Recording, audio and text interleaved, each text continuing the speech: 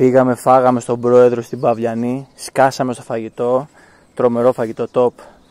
Τώρα πηγαίνουμε Forest. Είναι το ξενοδοχείο αυτό με τις καμπίνες, τα τριγωνικά σπιτάκια, Τούμπανο. Τελευταία στροφή δεξιά και πλησιάζουμε στην καμπίνα μας.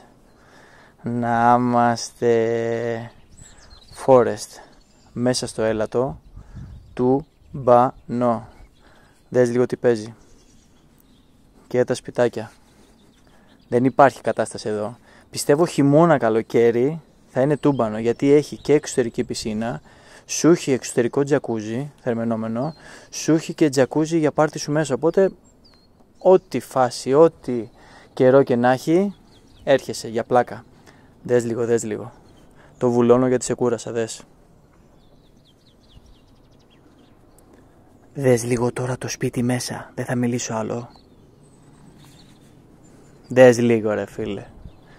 Τι έχουν φτιάξει τύποι. Τζακουζάρα. Κοίτα θέα, κοίτα θέα, έλατο. Κοίτα, κοίτα, κοίτα, κοίτα. Πάνω κρεβατοκάμαρα. Εντάξει, είπα θα το βουλώσω, αλλά δεν το βουλώνω. Να, λίγο ακόμα θα μιλήσω, λίγο ακόμα. Κοίτα, κοίτα, κοίτα, κοίτα, κοίτα. Η κατάσταση είναι αλλού. Η κατάσταση είναι αλλού. Κρεβατάρα, top. Top.